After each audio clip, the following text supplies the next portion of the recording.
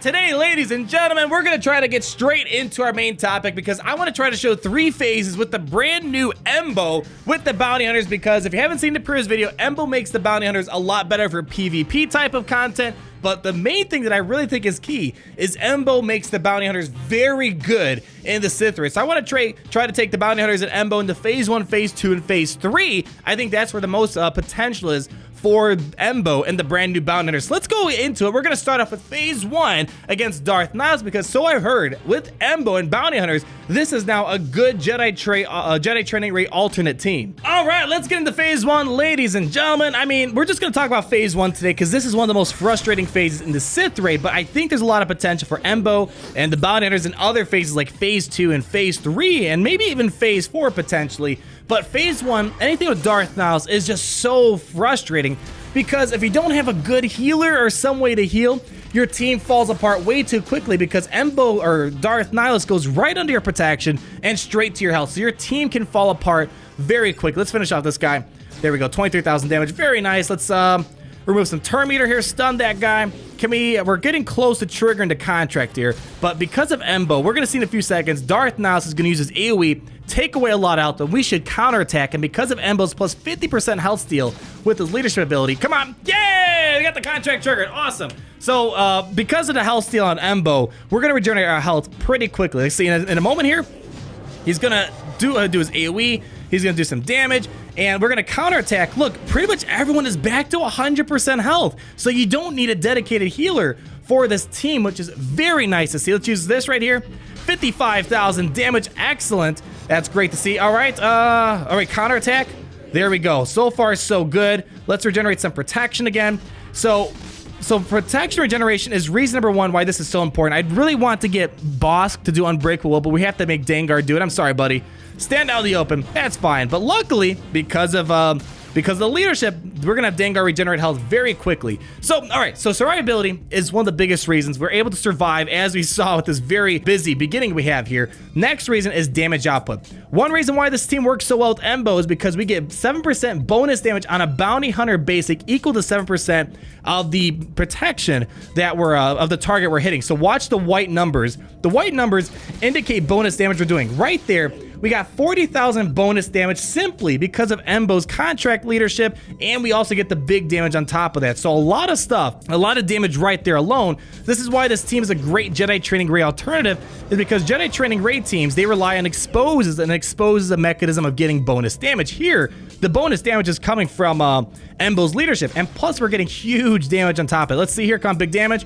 All right, we got something, but look, Dengar's kind of up and running again. He's almost there to go. And look at Greedo. Greedo's gonna do some big damage. Oh, look at that. Dengar took 2 annihilates. Dengar, MVP of the day. Congratulations, my man. You're doing you're doing very well right now. So, all right, so that bonus damage is one reason why this team is doing very well in phase 1. The other reason why that this team does well is because we get offense up every time we're getting a critical hit, so that's big damage right there. We're also getting plus 50% offense when the contract is being triggered, that's big right there. And we're also getting plus 20% stacking critical damage every time we're eliminating a minion because of the bonuses bounty hunters get in the Sith raid. Let's remove that. Actually, let's work on the Sith Marauder real quick. Come on, big hit. Let's see. How's Annihilate doing? We're good. We don't need to do any Unbreakable Will. Come on, we need to do some big damage right here. All right, laser focus. All right, cool. So we got rid of the Marauder, so we got some big damage coming. Counterattack, come on, people. There we go. We got everyone's health up and running again. Let's do Unbreakable Will right now. Excellent. Let's regenerate some protection. Excellent, and we got some health regen. He should. Oh, we probably used Unbreakable Will a little too early here. I kind of overcompensated for the Drain Force ability. But anyways, let's getting back on topic here. High survivability. The counter chance allows us to come back, regenerate health on our basic, and let's see here. Let's just keep using our basic here. 1 hit. And so there's a lot of great things working in our favor here. And it's just that I find bounty hunters to be a lot less RNG dependent. Unlike Jedi training raids, sometimes need to restart the raid a few times to get the right run. Oh, let's see here. Let's use our basic here. 1 hit, 2 hits. Embo, let's see, do a big hit right here. 52,000 damage. We're not gonna use our special just yet. We're gonna save it for the minions.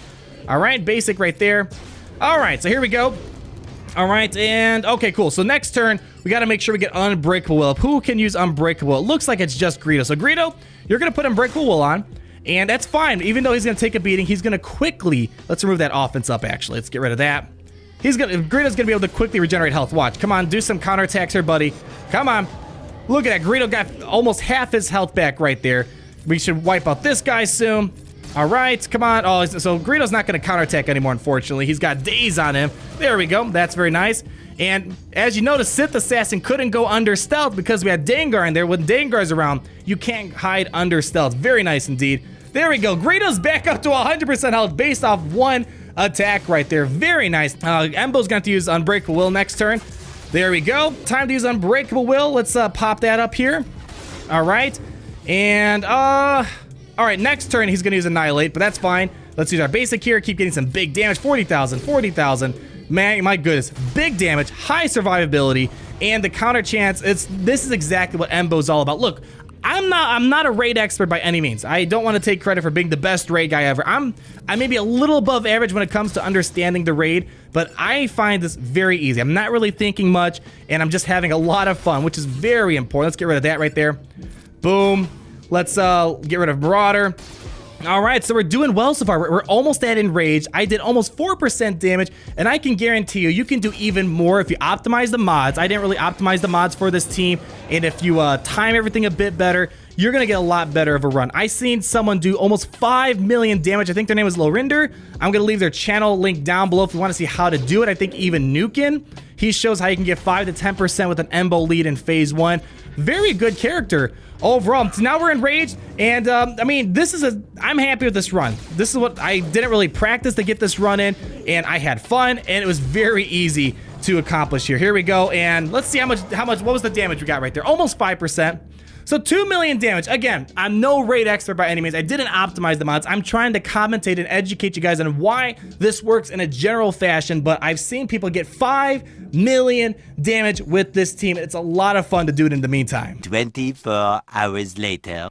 Hey, it's day 2 of Sith raid testing with Embo. Ladies and gentlemen, it was getting late last night when doing some phase 1 stuff, so today on day 2, we're going to talk about phase 2 and phase 3 with Embo. And as we know, phase 1 was pretty successful. You're looking at 2 million damage easily to maybe even 5 million damage if you're doing well with Embo. Here in phase 2, we're going to skip over a little bit, just show you snippets, because phase 2 is not a big challenge for a lot of people. But I do have to say, Embo does make the bounty hunters do more damage, it seems like. I did a Bosk video with Bosk in phase 2. We got about 2 million damage. With Embo, you're able to easily get 2.8 million damage between all the high damage output, the counterattacking, the giant health steal, all those core mechanics, and the fact that we have a lot of minions to knock out to increase our critical damage through the bonus of the Sith raid. We were doing fairly well, so I was very happy with our run in phase 2, although there are better teams out there such as Bastila and Jedi. They kick butt in phase 2, but now I want to talk about phase 3 because there's a lot of interesting theories about phase 3 that I wanted to test out. So to talk about phase 3, we got to go in a bit more detail compared to the first 2 phases where we're just going in and having fun.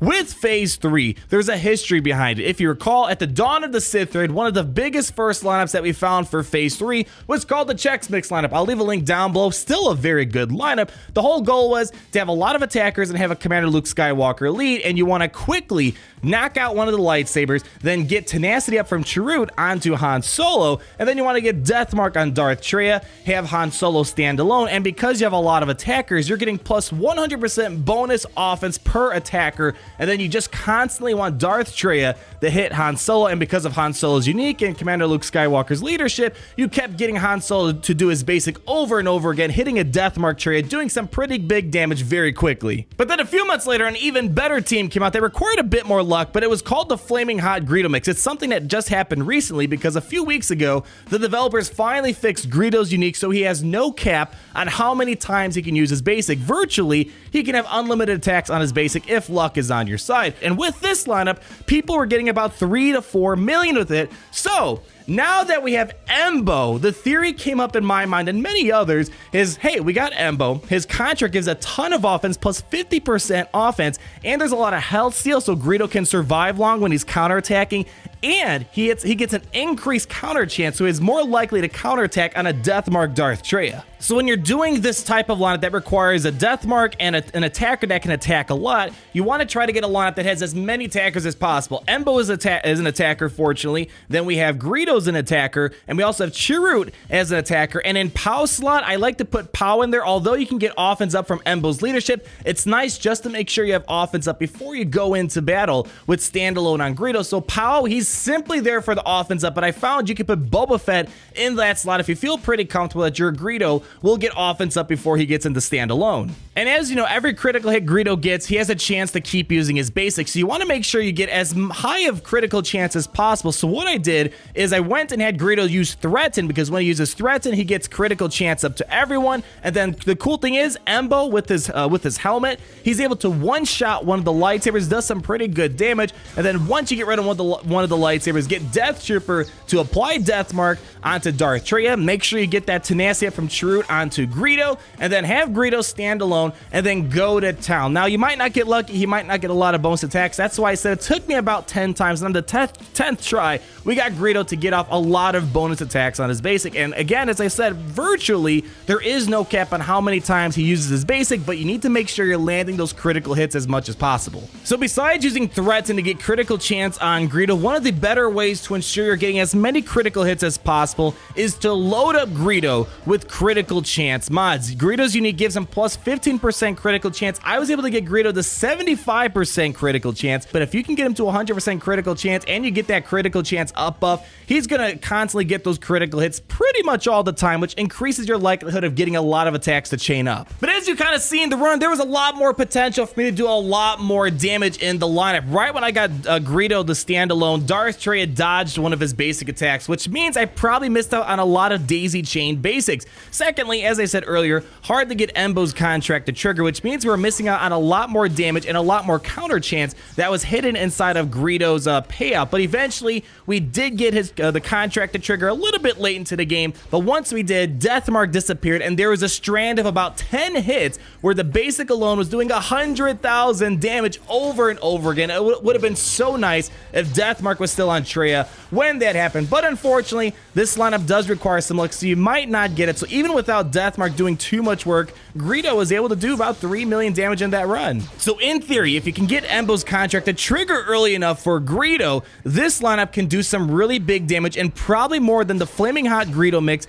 and more than the original Chex mix that started this whole idea. But we didn't get the contract to go off early enough, and we missed a lot of basics, and Death Mark kind of expired right before Greedo went to town. So I just want to show you guys that because a lot of you guys asked that question, and I had some theories in my own mind. But hopefully this video was helpful for you guys. But I wanted to give you kind of a comprehensive overview on how Embo is helping out in the Sith raid, because I still firmly believe that Embo is the next stepping stone to making the Sith raid a lot more manageable, and bounty hunters are starting to become a top tier faction for the Sith raid. And if this video was helpful to you guys, go ahead, leave me a like, comment down below on what your thoughts are on Embo and the bounty hunters in the Sith raid, and make sure you subscribe so you're not missing a thing. And until the next video.